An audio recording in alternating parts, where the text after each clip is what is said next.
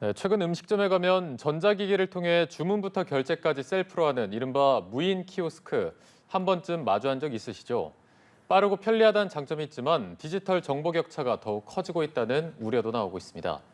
디지털 정보 격차를 해소할 수 있는 방안은 무엇인지 김정근 강남대 실버산업학과 교수와 함께 진단해 보겠습니다. 안녕하십니까? 네, 안녕하세요. 네. 지금 뭐 음식점 어딜 가나 볼 수 있는 이 키오스크, 이 무인 기계가 있고 여기에서 뭐 메뉴를 다 정해서 결제까지 하는 건데 최근에 그 몇 년까지만 해도 어딜 가나 있다 이런 느낌은 없었는데 지금은 어딜 가나 이렇게 확 많아졌다는 느낌이 들거든요. 그 배경이 어디 있다고 좀 보십니까? 예, 최근 한 3년간 이 키오스크가 한 민간 부분이 한 3배 가까이 이제 증가한 수로 나타나는데요. 가장 큰 이유는 아마 코로나라고 생각합니다. 보건상의 이유로 이 비대면 문화가 확산되면서 우리나라뿐만 아니라 전 세계적으로 이 키오스크에 대한 도입이 좀 증가했고요. 두 번째 이제 소비자 입장에서는 빠르게 이제 뭔가 주문할 수 있다는 장점이 있어서 이제 진행되고 있고 생산자 관점에서는 최근에 이제 인건비가 많이 올라가고 기술 수준이 향상되면서 이 키오스크 가격이 많이 떨어졌어요. 그래서 비용 절감 측면에서도 이 키오스크를 이제 도입하는 이런 업자들, 생산업자들이 많아지기 시작했습니다. 네, 코로나라는 어떤 환경적인 요인과 함께 비용이 절감되는 측면도 있다. 말씀해 주신 대로 굉장히 뭐 빠르고 편리하기도 합니다만 항상 가면은 그 노인분들이나 어르신들이 이걸 하면서 굉장히 어려움을 겪으시고 결국에는 점원분들이 나와서 도와주셔야 성공하는 경우가 있는데 아무래도 그런 노인층을 비롯한 어떤 시각장애인 분들은 좀 소외계층으로 지금 분류가 됐겠죠. 예, 보통 이제 디지털 소외계층이라 하면 이제 디지털을 좀 경험하지 못한 분들 또한 이제 접근하지 못하는 분들이 있는데 이제 인구학적으로는 장애인 또 노인분들이 들어가고요. 이제 지정학적으로는 이제 도시보다는 농촌에 계신 분들. 그다음에 이제 소득 측면으로 이제 고소득층이나 이제 중산층보다는 저소득층이 상대적으로 디지털 격차가 이제 디지털에 이제 소외됐다고 보고 있습니다. 특별히 이제 고령층의 경우 일반 국민이 한 100점의 정보와 기술이 있다면 이분들은 한 69.1점, 그러니까 상대적으로 좀 낮은 점수죠. 네네. 그래서 상대적으로 이제 이분들이 디지털에 대해서 사용하는 능력이나 활용 능력이 떨어진다고 보고 있습니다. 노년층, 저소득층 그리고 장애인 계층에서 이런 디지털 격차가 더 커졌다. 특히나 지금 서울에서 키오스크를 이용해 본 고령층의 비율을 조사해 봤더니 보니까 45.8%에 불과했습니다. 왜 이렇게 낮게 나왔을까요? 일단 가장 큰 이유는 이분들이 이제 경제 활동을 했던 시기에는 이런 기술들이 없었죠. 그러니까 예를 들면 계산을 할 때 젊은 친구들이 주판을 사용한 적이 없듯이 이분들은 이제 젊었을 때 이제 이런 기술을 사용하지 못한 상황에서 이제 젊은 시절을 보냈고요. 두 번째는 이제 이 기계 앞에서 단둘이 서 있다는 것 자체가 되게 어색한 세대들입니다. 그래서 내가 뭔가 알고 주도적으로 한다는 것에 대해서 어려움이 있고요. 세 번째는 이제 키오스크 앞에 서면 자꾸 뒤에 분들이 이제 보지 않습니까? 눈치를 봐서 빨리 해야 되는데 내가 하지 못하는 것에 대한 두려움들 때문에 어르신들이 이렇게 자꾸 이제 이런 것들을 아예 사용하는 것을 꺼리는 그런 현상들이 나타난다고 볼 수 있습니다.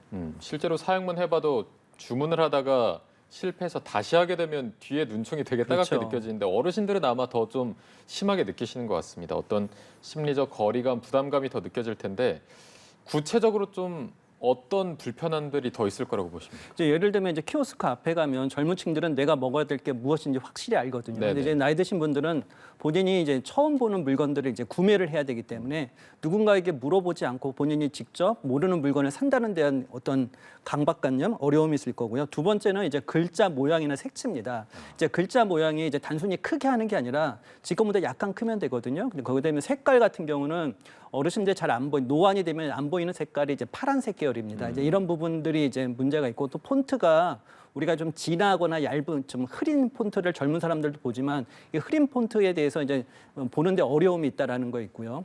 그다음에 노안이 되면 이제 시야각이 한 1.5배 줄어든다고 해요. 근데 이제 대부분의 이제 다음이라든가 확인 버튼들이 저 밑에 끝에 있지 않습니까? 맞습니다. 이제 그러다 보니까 이제 이분들이 거기까지 보지 못하고 선택하는데 어려움이 있지 않을까 생각합니다. 그래서 이런 문제 때문에 실제적으로 어르신들이 이제 시간이 오래 걸리고 아까 말씀드렸듯이 뒷사람이 자꾸 눈치 보는 이런 것들 때문에 이제 큰 결심을 하고 가야만 하는 상황이라고 볼 수 있겠죠. 네, 그리고 이런 키오스크 자체가 현금 결제가 되는 건 저는 아직 본 적이 없거든요. 아예 그런 기능은 없는 거죠. 예, 아직까지는 없습니다. 대부분 이제 페이라든가 아니면 디지털 페이라든가 아니면 이제 카드로만 사용할 수 있게 돼 있습니다. 네, 그런 부분도 어떻게 좀 거리감을 더 느끼게 하는 부분인 것 같습니다. 지금 뭐 저희가 음식점과 카페를 뭐 위주로 얘기했지만 영화관을 가거나 은행을 가도 다 이런 키오스크가 곳곳에 자리하고 있는데 결국에는 저희가 드는 생각이 일자리가 줄어들 거라는 우려도 있고 결국엔 어르신들이 이렇게 다 키오스크가 있다면 어딜 가야 되나 이런 박탈감도 느낄 것 같습니다. 예, 맞습니다. 그래서 이제 이 정보 격차 문제가 우리나라뿐만 아니라 전 세계적으로 문제가 되는데요. 그래서 많은 국가들이 이 정보 격차, 정보 소외 문제들을 그냥 단순히 특정한 계층의 문제라고 생각하지 않고 이 사회 전체적인 어떤 미래라고 결정을 하고 있습니다. 그래서 디지털 정보 격차가 새로운 불평등을 자아낼 수도 있고요. 또한 이제 기업 입장에서는 새로운 소비자, 진짜 잠재적인 소비자를 놓치는 경우가 되기 때문에 기업과 국가 경제에도 좋지 않은 영향이 올 수 있다라는 거죠. 그래서 이 문제를 그냥 특정 계층의 문제라고 보기보다는 국가적으로도 이 문제를 해결하는 데 좀 더 관심을 갖고 주의를 기울일 필요가 있다고 생각이 듭니다. 이제 택시 잡는 현장에 가보면 젊은 층은 어플리케이션으로 다 택시를 예약해서 택시가 와서 바로 타고 가는데 이런 가끔 장면이 있습니다. 어르신들이 이 택시를 타려고 했는데 예약돼 있는 차량이다. 예. 택시를 계속해서 못 잡는 경우도 있고 혹은 기차표도 예매를 미리 해야 되는데 현장에 가서 하다 보니까 다 매진이 됐다. 이런 경우도 많더라고요. 예, 그래서 이제 그 다른 여러 국가에서 지금 하고 있는 것 중에 하나가 이제 정보 취약계층을 위한 다양한 방법들을 하고 있습니다. 예를 들면 우리가 디지털로 이렇게 예약도 할 수 있지만 전화도 병행할 수 있고요. 미국의 같은 경우는 이제 이지 억세스라고 해서 이제 키오스크 옆에다가 이제 버튼을 누르는 걸 이제 병행하게 하고 있습니다. 그래서 시각 장애인이나 장애인들이 이제 어려움이 없도록 하고요. 그다음에 직원 호출용 버튼인가요? 아닙니다. 이게 하나의 마우스 역할을 할 수 있는 그런 버튼이 있어서 네네. 읽어주고 그 내용을 읽어주는 거죠. 그래서 천천히 할 수 있도록 하고 있고요. 그다음에 우리나라도 모 금융회사가 스타트업을 지원해서 베트남에다가 이제 장애인들이 이제 개인 키오스크를 가지고 사용할 수 있는 방법들 이런 것들을 좀 시도하고 있습니다. 그래서 정보 취약계층을 그냥 두는 것이 아니라 뭔가 새로운 방법으로 이분들의 어려움을 해결해 주는 것도 역시 기술로서도 가능하다. 이제 이런 말씀을 좀 드립니다. 네. 이게 비단 노인만의 문제가 아니라 지금 청년이 장년이 되고 장년이 중년이 되고 다 노령층으로 가는 그 현상이 있기 때문에 우리 모두의 문제다라고 볼 수 있을 것 같습니다. 지금 우리나라의 고령화 속도는 어느 정도입니까? 네, 우리나라 고령화 속도는 많은 분들이 아시다시피 이제 세계 최고의 속도입니다. 예를 들어서 노인 인구 7%에서 14%로 가는데 프랑스가 115년이 걸렸다고 그러는데 한국은 17년이 걸렸습니다. 네. 그래서 우리나라가 이미 이제 고령 사회에 도달했는데 이제 앞으로가 더 문제인 게 우리나라의 그 베이비붐 세대라고 하는 1955년에서 63년 세대가 2020년부터 이제 65세에 도달하고 있습니다. 그래서 이분들이 이제 고령화가 되면서 2022년 같은 경우 매일 1,940명이 매일매일 65세가 됩니다. 그러니까 오늘 자고 일어났다 내일 일어나면 1,940명의 노인들이 또 새로 생기는 거죠. 이렇게 돼서 이제 65세 고령화 인구가 2045년이 되면 일본보다도 더 높아진다는 이런 통계 수치들이 나오고 있습니다. 그래서 우리나라의 고령화 속도는 과거에도 빨랐지만 앞으로도 계속 진행될 것이고 이 부분에 있어서 이런 정보 격차 문제, 특히 이제 고령층에 의한 정보 격차 문제에 대해서 우리가 좀 관심을 가질 필요가 있다라고 생각이 듭니다. 네. 고령화 속도도 굉장히 빠르고 지금 디지털 격차도 계속해서 있는 상황에서 지금 뭐 정부나 여러 지자체에서 이런 분들을 모아서 키오스크를 어떻게 사용하면 되는지 실제로 교육도 하고 있는 걸로 알고 있는데 교육만으로 충분한 건지 다른 대안들이 있다면 어떤 게 더 필요하다고 보십니까? 일단 교육은 하나의 가장 쉽게 해결할 수 있는 방법이긴 하지만 근본적인 문제 해결이 되지 않습니다. 그래서 많은 국가들이 이 중앙정부 차원에서 정책적으로 이런 디지털 소외계층을 지원할 수 있는 방법을 하고 있는데 예를 들면 영국 같은 경우 2017년에 UK 디지털 스트래티지라고 해서 민간이 협력해서 어떻게 하면 이 정보 소외계층을 이제 줄일 것인가에 대한 문제들을 좀 같이 협의하고 어떤 지원 방향을 했고요. 또한 이제 영국이 이제 이런 부분을 많이 하고 있는데 지방 정부와 민간이 지역사회에서 어떻게 같이 할 수 있을까를 고민하고 있죠. 그래서 예를 들면 영국에서 했던 미 와이파이라는 운동이 있습니다. 그래서 취약계층을 위해서 뭐 스마트폰이나 이제 타블렛 같은 이제 스마트 기기를 빌려주고 거기에다가 교육도 같이 병행하는 이런 것들을 했죠. 그래서 어떻게 보면 디지털 소외계층을 위한 인프라 구축, 그다음에 교육을 이제 병행함으로써 이런 실효성을 높였다는 생각이 들고요.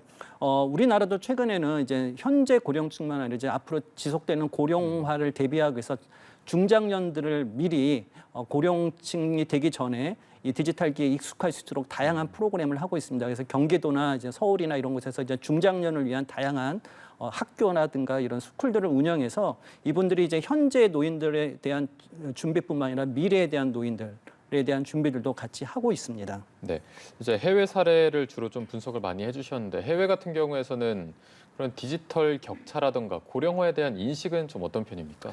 해외에서는 이제 아까도 말씀드렸다시피 이제 이게 단순히 어떤 노인이라든가 장애인의 문제라고 생각하지 않습니다. 전 사회의 문제고 이것이 이제 사회 전체적인 어떤 그 정보 격차를 통한 이제 새로운 불평등을 만들어내면 갈등이 증가하지 않습니까? 이로 인해서 국가의 불안한 점도 있지만 이제 기업이라든가 이런 이제 그런 분들의 어떤 장기적인 경제 성장에도 문제가 있기 때문에 이 문제를 어떤 취약계층의 관점보다는 국가 정체적인 관점으로 정책적인 어떤 방향을 두고 진행하고 있다고 보시면 좋을 것 같습니다. 네.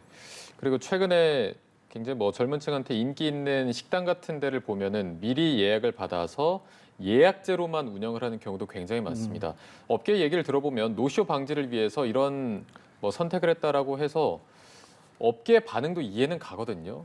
이런 입장 어떻게 보십니까? 그러니까 이게 아까도 말씀드렸듯이 취약계층가 디지털 취약계층들의 어떤 소외 현상을 이제 미래 산업 관점에서 어떻게 보느냐의 관점이라고 생각합니다. 그래서 요즘 이제 ESG라고 해서 이제 사회적 어떤 가치를 중시하는 기업들이 장기적인 지속 가능성이 높지 않습니까? 그래서 이런 관점에서 우리나라 기업들도 이제 앞으로 지금 당장의 어떤 문제라기보다도 미래의 소비자들을 이제 우리가 포용한다는 관점에서 좀 해볼 필요가 있습니다.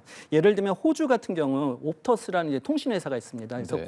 코로나 때문에 많은 사람들이 이제 직장에 못 가고 학생들이 집에서 이제 온라인 수업을 하다 보니 데이터가 모자라는 거예요. 그래서 이제 옵터스라는 회사는 자기 고객들한테 자기가 남는 데이터를 기부하도록 했습니다. 그래서 그 취업을 준비하는 취준생들이라든가 아니면 온라인 수업을 듣는 그 학생들한테 자기 데이터를 기부해서 이 사람들이 정보 격차를 느끼지 않도록 하는 이런 운동들이 있었고요.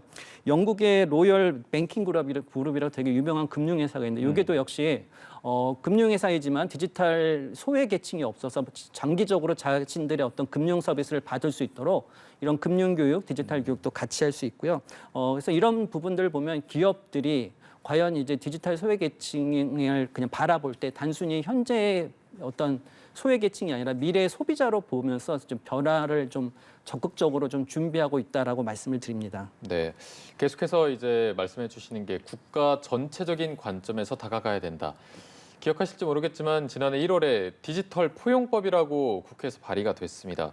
아직도 지금 보니까 계류 중이라고 하는데 이런 법안 재정적인 측면 좀 어떻게 보고 계십니까? 예, 이제 법안 제정이 너무나 중요한데요. 지금 우리나라가 원래 정보 격차 해소에 대한 법률이 있다가 2009년에 지능정보화기본법으로 이렇게 합쳐지면서 이제 정보 격차에 대한 문제들이 좀 소외됐다고 이제 많은 분들이 얘기를 했습니다. 그래서 이제 작년 1월에 디지털 포용법이 이제 발의가 됐는데 현재까지는 아직은 이제 준비 중에 있습니다. 근데 이 디지털 그 포용법이 되게 중요한 이유가 일단 뭐 중앙정부가 기본 계획을 3년마다 세우고 그다음에 실행 계획도 1년마다 세우고 그다음에 국무총리 소속으로 디지털 포용위원회를 두어서 디지털 이 격차 문제를 어떻게 해결할 것인가에 대한 문제들을 법적으로, 재정적으로, 그다음에 어떤 위원회를 꾸려서 어떻게 할 것인가에 대한 구체적인 방향들을 세웠다는 점에서 되게 의의가 있고요. 실제적으로 이제 이 법에 의하면 이 키오스크를 사용하기 어려운 분들을 위한 다양한 지원 방법들도 여기에 포함되어 있습니다. 그래서 이 법안이 이제 1년 넘게 계류 중에 있지만 네. 이제 현 정부도 이제 디지털 소외에 대해서 적극적인 이제 대응을 하고자 노력하고 있기 때문에 조만간 이제 좋은 결실이 있을 것이라는 것들이 좀 관측되고 있습니다. 네, 이 법안 말대로 포용할 수 있는 법안 제정이 추진되었으면 좋겠습니다. 자, 오늘 말씀은 여기까지 들어보겠습니다. 김정근 강남대 실버산업학과 교수와 함께 얘기 나눠봤습니다. 오늘 고맙습니다. 예, 감사합니다.